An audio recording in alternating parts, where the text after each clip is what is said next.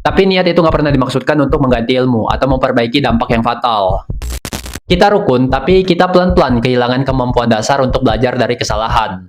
Di video ini kita akan ngebahas appeal to intent atau appeal to motive, salah satu logical fallacy dalam kehidupan sosial kita. Gue akan bongkar jadi 3 bagian. Yang pertama, gimana bisa niat baik dijadikan senjata untuk membunuh nalar. Yang kedua, gimana orang manipulatif nyerang motif kita hingga argumen yang valid jadi sampah. Dan yang ketiga, kenapa kita butuh hal ini untuk hidup rukun.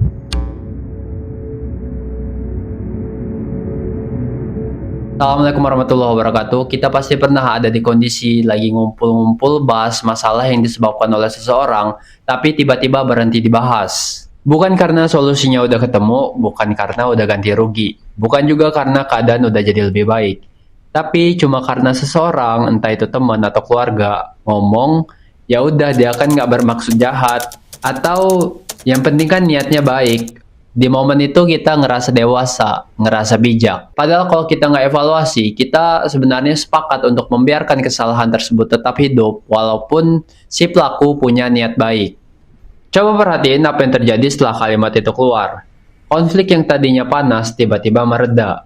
Semua orang ngerasa tenang. Dalam logika, kebiasaan yang hangat dan manusiawi ini disebut sebagai appeal to intent. Menilai benar atau salahnya sebuah tindakan hanya dari niat pelakunya, bukan dari dampak tindakannya. Sederhana, tapi mematikan bagi nalar. Begitu niat baik disebutkan, otak kita berhenti bekerja dan mulai bersimpati.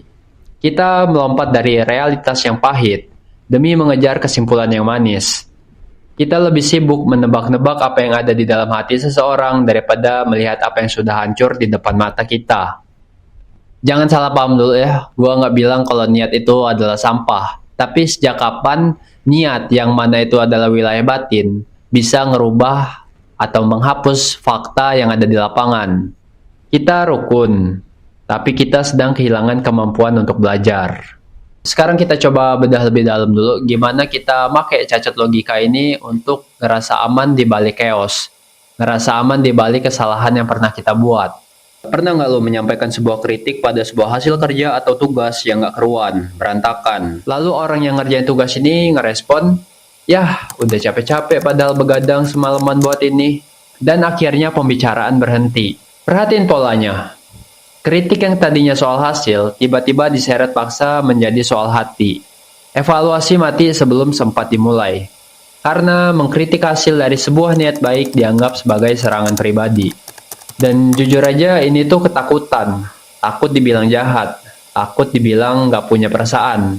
Akhirnya kita memelihara kegagalan demi menjaga perasaan. Kita membiarkan luka tetap terbuka asal nggak ada yang berteriak kesakitan. Kita menyandera evaluasi karena nggak sanggup untuk bersikap objektif memisahkan hasil dan niat. Mungkin ada yang ngebela kalau niat baik itu adalah segalanya dan emang benar. Secara moral, niat baik itu emang penting, dan secara spiritual, niat itu pondasi dari setiap tindakan manusia. Kita diajarin sejak kecil bahwa nilai sebuah tindakan ada pada niat ketulusannya. Tanpa niat yang benar, kebaikan hanyalah kesia-siaan. Tapi niat itu nggak pernah dimaksudkan untuk mengganti ilmu atau memperbaiki dampak yang fatal. Seorang pejabat publik yang punya niat baik, tapi kalau nggak kompeten, udah pasti kebijakannya ngebuat rakyat jadi sengsara. Tolong dipahamin ya, ini bukan kritik terhadap iman atau serangan ke moral, ini adalah observasi tentang realita. Masalahnya muncul saat kita puas hanya dengan menjadi orang baik, tanpa peduli apakah keberadaan kita di dunia ini memberikan dampak yang benar atau justru merusak secara perlahan. Di ranah profesional, kita udah tahu aturannya keras. Jika seorang dokter yang punya niat baik, membedah tapi dia nggak kompeten, akibatnya pasti fatal. Di sana niat nggak laku. Hanya hasil yang dihitung. Tapi kalau kita lihat apa yang terjadi di ranah sosial kita, contoh nih, ketika seorang kerabat atau tetangga nyaranin ramuan herbal tanpa dasar ilmiah, dapat dari Facebook atau TikTok tanpa di cross check lagi kebenarannya, dan sebenarnya yang terjadi itu bukan kepedulian, tapi kecerobohan. Di ranah profesional, hal yang sama disebut malpraktik. Tapi di masyarakat, kita memaafkannya dengan anggapan niat baik atau perhatian.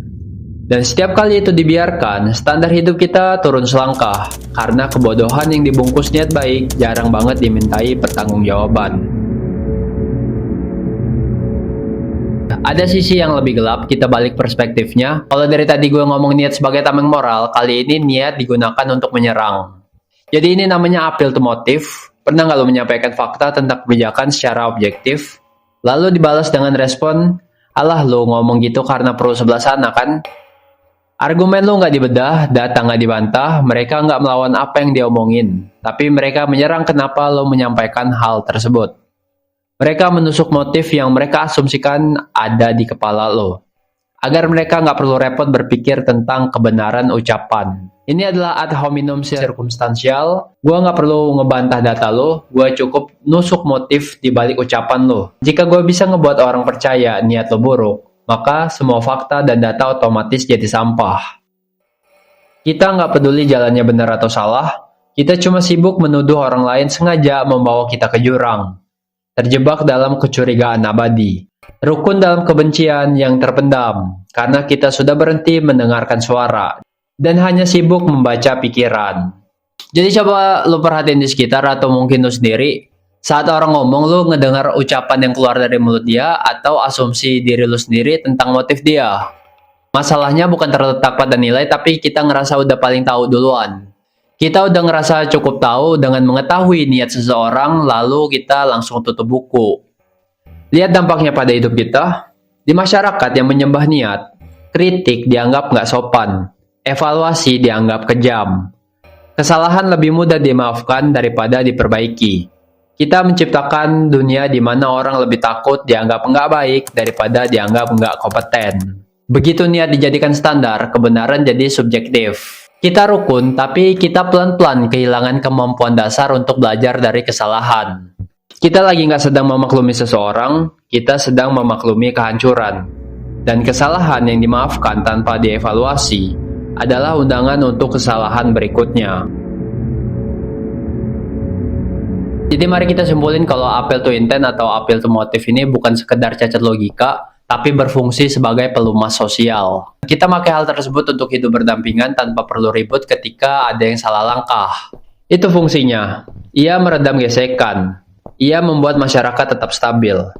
Tapi masalah muncul saat alat yang seharusnya jadi pelumas ini berubah fungsi menjadi rem kesadaran. Saat kita menggunakannya untuk berhenti berpikir, berhenti menuntut kualitas, dan berhenti melihat realita.